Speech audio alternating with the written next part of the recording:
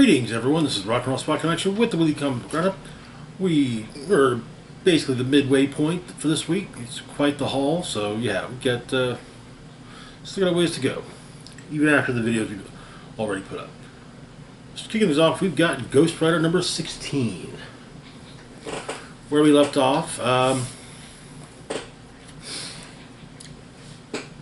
Johnny and Talia had managed to take down Infernal Labs and seemingly free Danny from their clutches. But there's still more story to tell. So this is largely a standalone issue. Only the last few pages set up anything particular, but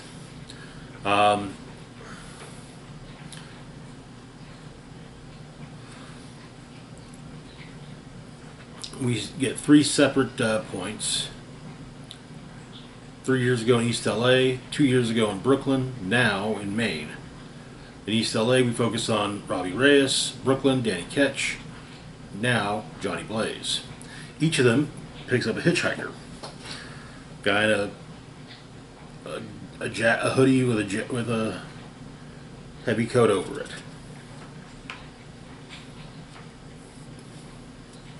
Not much talking. Can't see, of course, the hitchhiker asked the names of whoever's driving, though doesn't offer one in return. Which each one, they get it. They're hiding something too. Then the radio gets turned on, and the passenger becomes the driver. And vice versa. They each open the bag being carried by the hitchhiker, finding it full of faces. Not masks, but faces that look to have actually been torn off. And then the hitchhiker turns into them and goes after a cult that he's a member of.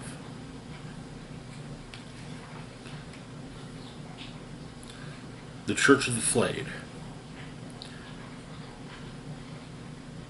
Seems that they'll remember it.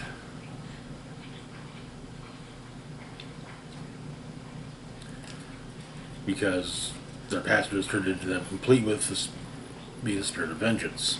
But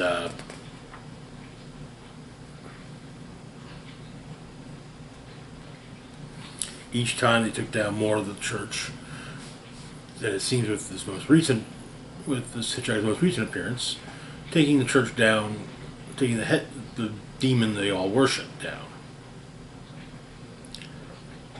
At the end of the issue, a man named Father Pike shows up at the FBI headquarters. He represents Orcus. And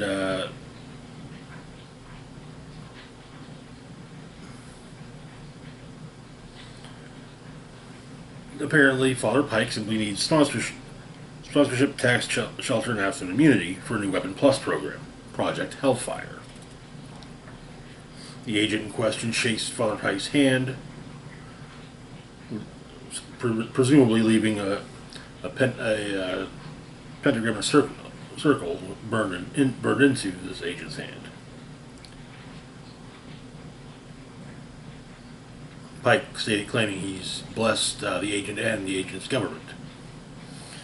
This leading into the upcoming Wolverine and Ghost Rider crossover, Weapons of Vengeance. And that is where the issue ends. I actually kind of dig these occasional standalones of the, well, we need a filler for before this thing happens.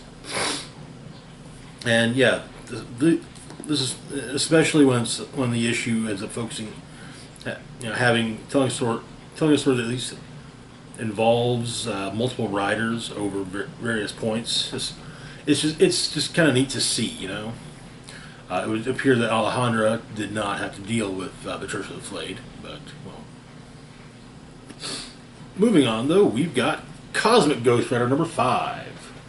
I think this is the end of the mini. I think this is a miniseries. This is the wrap up, the wrap up issue. Where we left off, Frank had ended up being sucked into a black hole and ended up on a moon full of, well, additional cosmic ghost riders, each with different colored flames. Though the other cosmic ghost rider had been taken prisoner by Monarch Starkiller.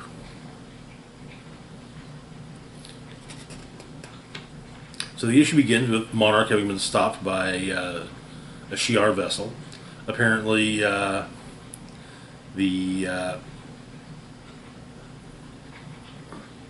Shi'ar want to make sure that Monarch is what Monarch's doing is worth the exorbitant fee. But Cosmic Ghost Rider's up. And just use the toilet. And, of course, begins a fight with him against the two of them. On the moon that Frank's ended up on, they're all fighting each other. All the Cosmic Ghost Riders. But he explains what's going on. They've apparently been split up into various aspects of themselves, and initially, the others don't buy it. They think it's a joke. And so, Frank suggests they try and use their powers, which they can't. So,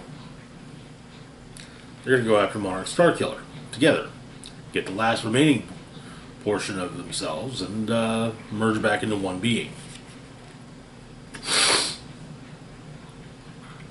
So, they all show up.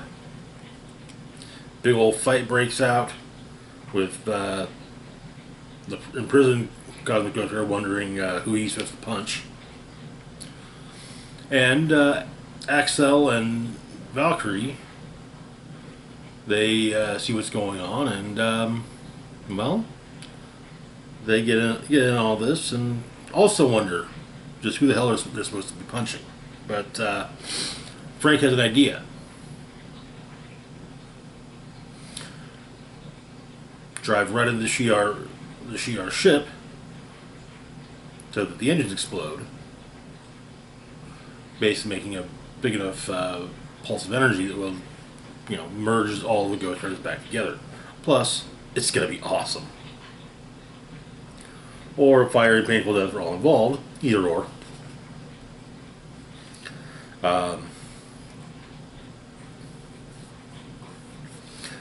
Frank tells Axel his plan, tells her to get everyone off the ship. Everyone isn't a Cosmic Ghost Rider, that is. She goes goes to save Monarch, and he handcuffs her to a bulkhead and escapes on his own. And Frank realizes that Axel's still aboard as the ships crash.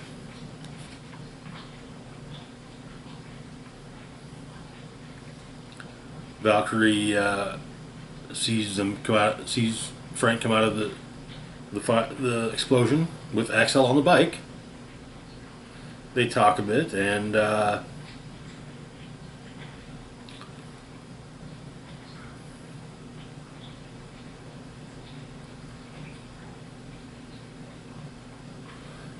Frank apparently does owe a debt to the Shi'ar, and well, he's gonna have to work that off, like a community service type of thing. Clean some garbage around the Empire, all gets forgiven. But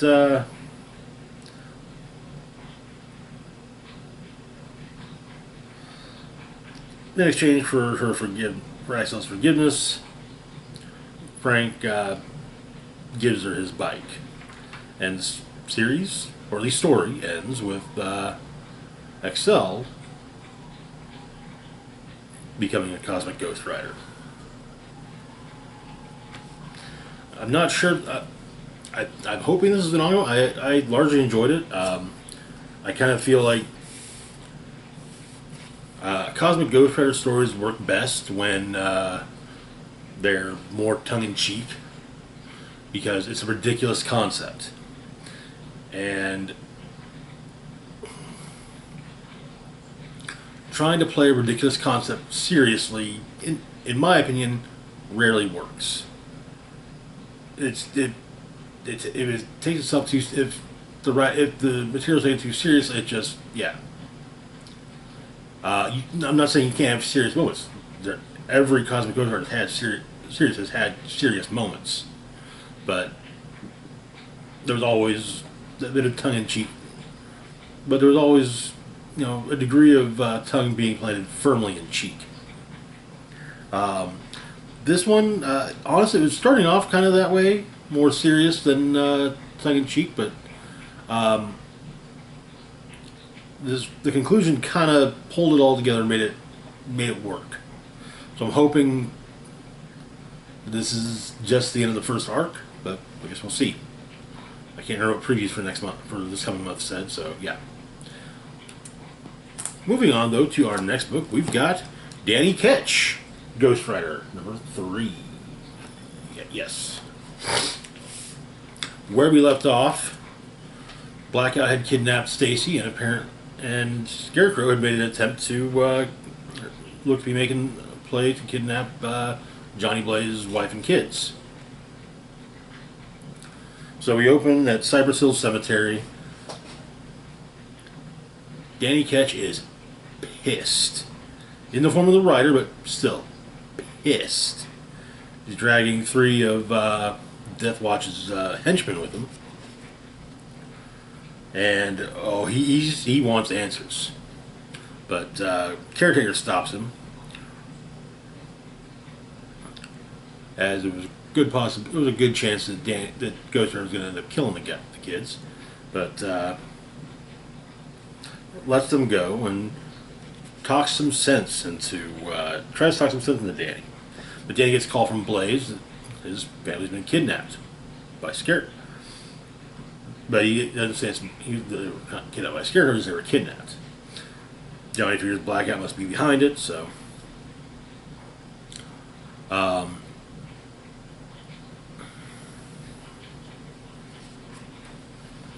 course they've been taken by the MS. They're being held by a demon of excess. Though the emissary states that he's not going to tell his master where they're being held, because, well, the temptation would be too great for the demon's appetites. And it's in his best interest to not know.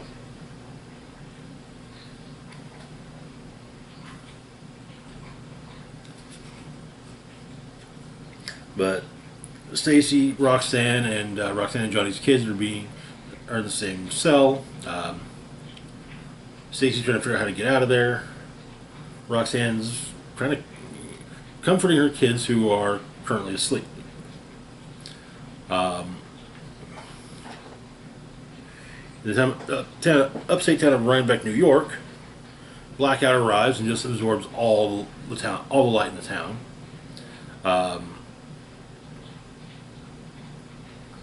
The fear wafting through the town is exciting Scarecrow quite a bit. Turns out that Rhinebeck is the town that Scarecrow is from originally. Oh boy, he got some issues too. But Danny arrives outside Rhinebeck, sees the barrier of absolute darkness, but Caretaker pops up. Apparently all cemeteries are connected. Danny goes in, notes someone lying on the ground bleeding, but just kind of wonder why didn't it trigger the bike. But it seems like, innocent people, the guy probably hurt himself, actually. Basically, the guy wasn't maliciously hurt.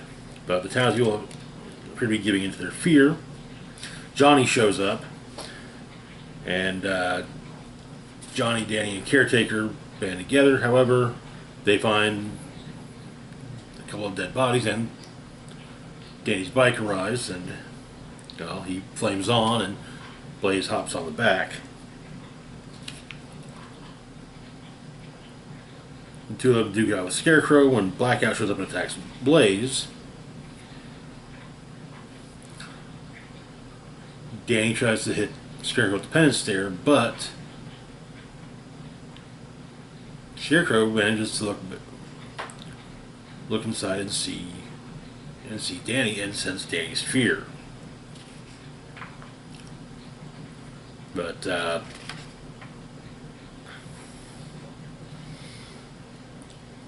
Blaze stops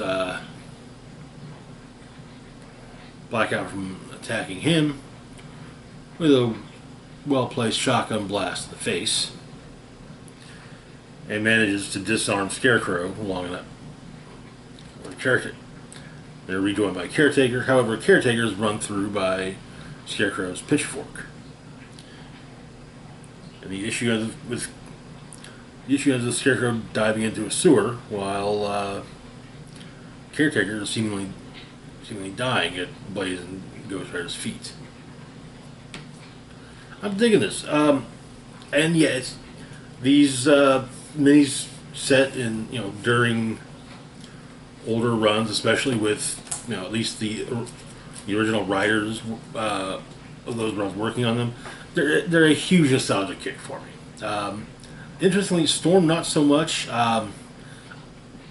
It's from an X-Men period before I even got to the comics, which makes it kind of makes it a little rough to really get invested, I guess. But with Danny Ketch Ghost Rider, I was a big fan throughout the 90s. It took me a while to get into the character. It took me a while to get into the comics in general, at least in the early 90s. But yeah, or at least in the comics beyond the X-Men. But yeah, I always liked the look, so yeah, kind of sucked me in. Moving on, though, to our next book, we've got Predator number 5. This is a final issue of this particular arc. Where we left off, a Predator boarded Theta's ship and was making its way, basically going after Theta and those she had rescued from the hunting planet, the hunting preserve. Predator runs into Paolo and Omar, killing Omar, but Paolo manages to escape, while Theta and Alan are armored up and begin to head out. Alan actually kind of says that, I've been gone for like 80 plus years, so maybe, I could just keep running with you and Paolo. And Theta's like, hey, another pair of hands is always welcome.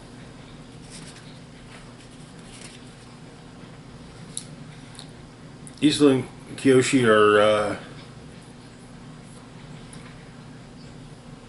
arguing on the bridge, and Kiyoshi sees Lucas dead.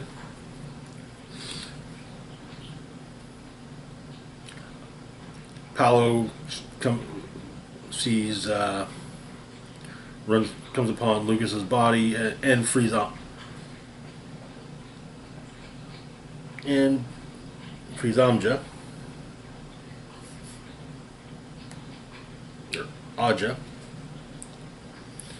They then run into, the two of them run into Alan and Theta. Theta removes her helmet and says, hey, it's me, don't worry.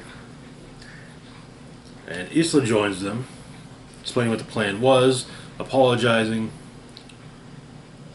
But Kiyoshi is blocked off the bridge.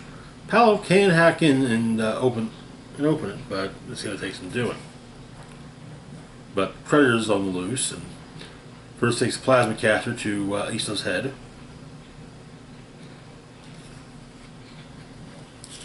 Predator attacks. Alan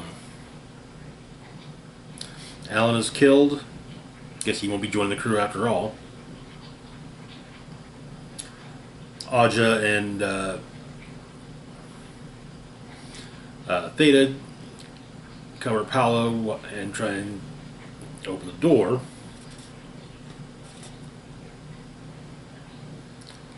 Aja's injured. When the door is opened, the Predator kills Kyoshi.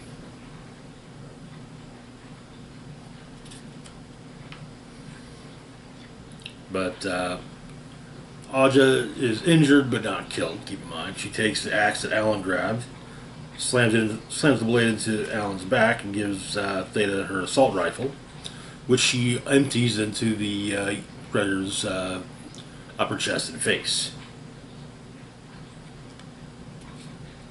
And I do mean empties. So, 6 months later, Theta drops off Aja on Tusket, basically explaining, there is a nearby Astar base, and Theta's realized that it's not the worst idea in the world to maybe share share her intel with Earth, because who knows, there could be others out there wondering how to take down the Aja. However, Theta and Paolo's new plan, aside from going after Yacha in their hunting grounds, is seeing if they're basically tracking down more people who may be kept in stasis for their hunts.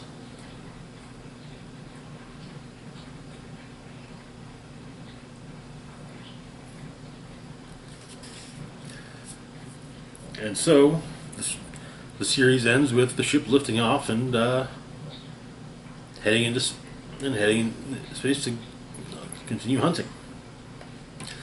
It's a fun book. I really wish that Marvel would not put these out as just like 5 or 6 issue miniseries.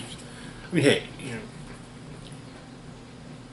Alien, the first dozen issues were just released. It's as with 2 basic story arcs. This could easily have been issue 11 or 12, with issue 13 coming next month. But oh well, not my decision. I'm still enjoying the series overall. That's kind of the important part. Moving on to our last book for the moment, we've got Darth Vader, Black, White, and Red, number 4, wrapping up the miniseries. Yeah, a lot of wrap-ups going on this week. So, of course, we've got the conclusion of Hard Shutdown and 2 additional stories. The Inhabitant and Return to Hoth. So, Hard Shutdown, where we left off, Sin's plan had basically blown up around him, because even though Vader's armor was basically shut down, he's still an incredibly powerful Force user. And he can do quite a bit with the Force. And he's been showing that by taking down Sin's compatriots. He finally frees himself, and it's down to just him and Sin. Sin states that, he knows he knows Vader's weakness. No matter what Vader does, he's going to die smiling. So, Vader shuts down his motor functions and knocks him out.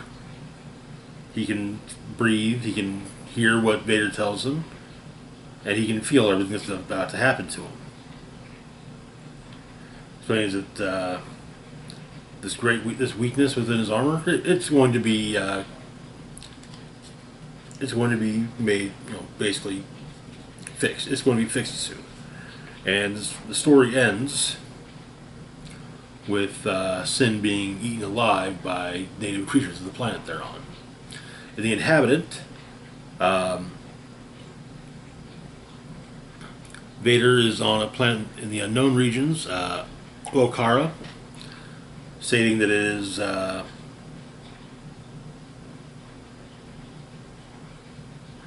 are no sentient species, so no claim to stamp out to the various minerals on the planet. No opposition. The world, though fertile, is uninhabited. While in his box tank, medical droid detects an anomaly, which Vader tries to get rid of. It's pulled into his head, however, where he faces a creature called Gaimon. Gaimon is a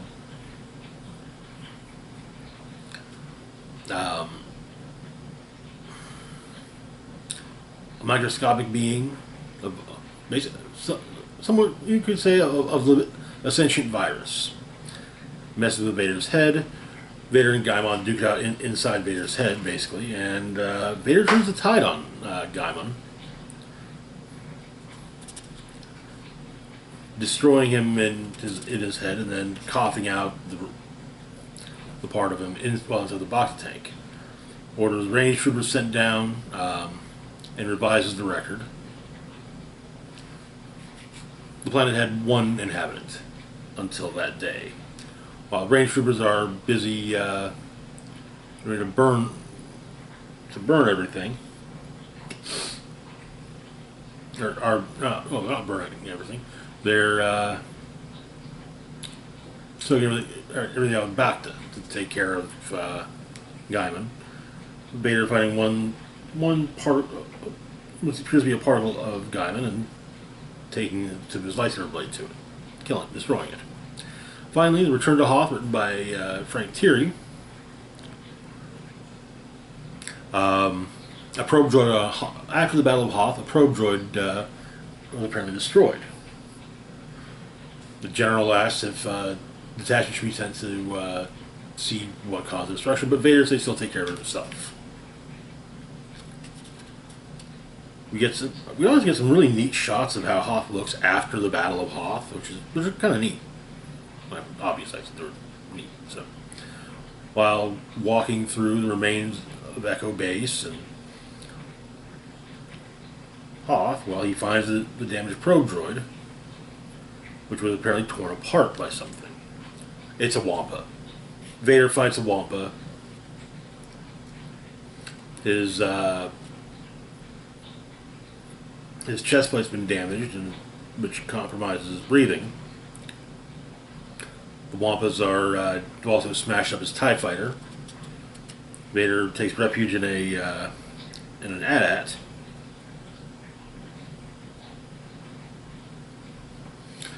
Takes down the Wampas. Initiates an extraction protocol and is brought back aboard Star Destroyer. The general is quite thrilled to have come to Vader's rescue and is promptly force choked for his insolence, seemingly fatally. That is where the story ends, and the series, for that matter. This was really neat. I would not mind seeing another black, white, and red, another Vader black, white, and red miniseries somewhere down the line. Anyways, that's going to do it for now. As always, feel free to like, share, and subscribe. Big shout out to Patreon patron Xander Lee. Thank you so much for your support. Links to my Facebook, Twitter, Mastodon, Patreon, and PayPal can be found in the description box down below. This is Rock and Roll Spock signing off saying, live long and rock hard.